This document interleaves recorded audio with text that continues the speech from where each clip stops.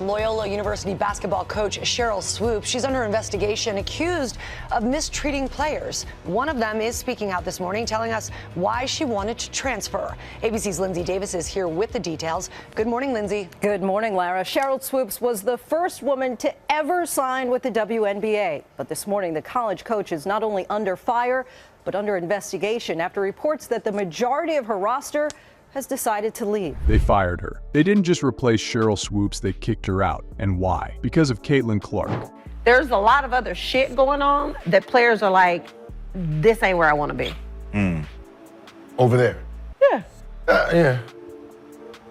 Some new shit going on around there. It's a lot. Yeah. So you have players that are very significant on this Indiana Fever team that are like, I don't want to be here. This is where I want to be. Yeah. Now listen. They didn't just replace Sheryl Swoopes, they kicked her out. And why? Because of Caitlyn Clark.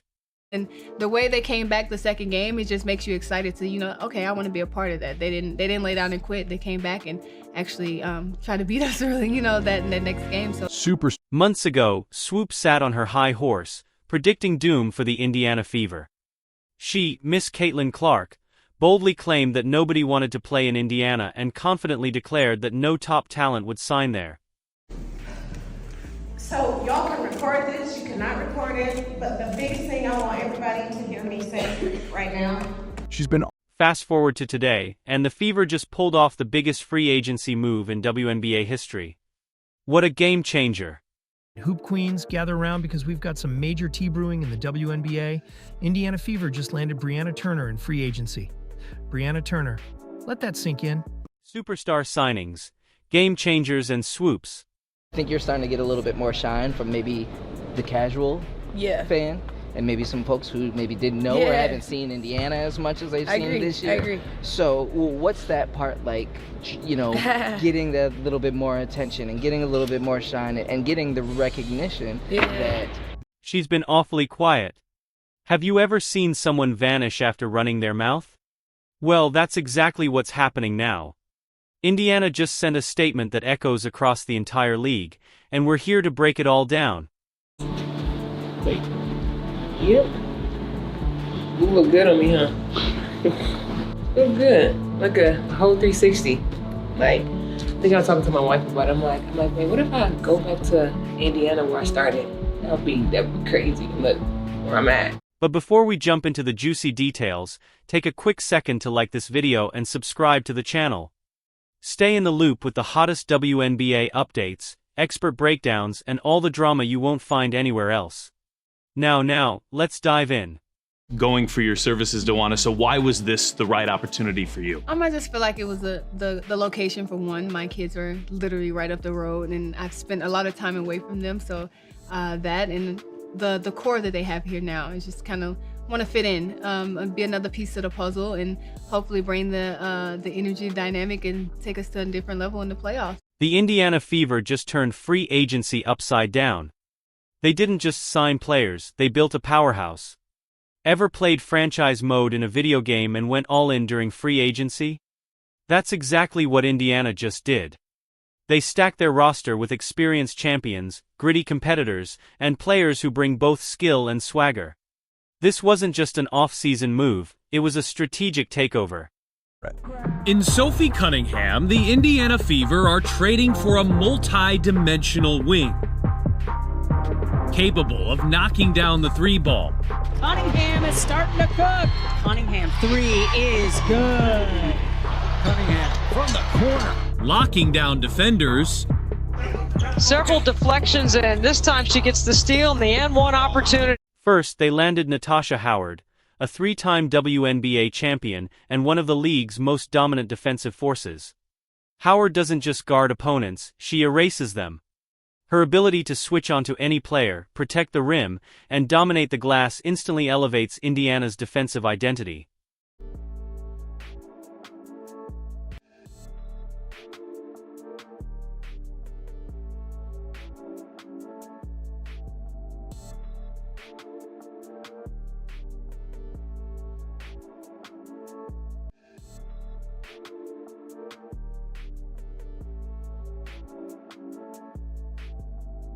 Then came Dananna Bonner, a scoring machine for the Sixers and a matchup nightmare for defenders.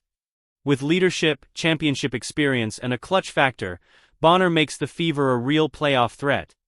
And that's where you brought up the Fever. I think what I've learned in my WNBA experience is pace of play trumps physicality, it trumps size, it can trump experience, because a lot of times when you're experienced, it's really like code word for your veteran, which is code word for your old. Slow the pace. Yeah. So I feel like I know that's why you guys were so good for those in years. 2018 and 2020, the years we won, that was our whole mantra, was pace, pace, pace, pace, pace. And what I see in Caitlyn. And they weren't done. Sophie Cunningham, she's a walking spark plug. Fearless, trash-talking, and always ready to fire up both her team and the crowd. She thrives in high-pressure moments, playing with a chip on her shoulder, exactly what Indiana desperately needed. Ace, unable to hit. Bree Jones, another 0 board for Connecticut. Better look for Mabry. Off the mark. To top it off, they added Sydney Colson, a veteran presence with championship DNA, who glues teams together behind the scenes. Colson's leadership in the locker room will be just as crucial as her play on the floor. This isn't just a collection of talent, it's a blueprint for success. The Fever didn't wait for greatness, they built it. Oh, it's a triple-double for Caitlyn. What a reaction by Kelsey.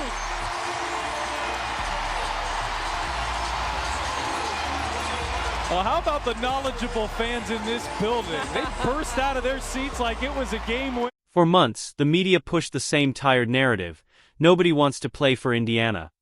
The franchise was seen as a dead zone, a place elite players wouldn't even consider. Analysts dismissed the Fever, critics laughed off the idea of major signings, and Sheryl Swoopes. She practically scoffed at the notion that Indiana could attract top-tier free agents.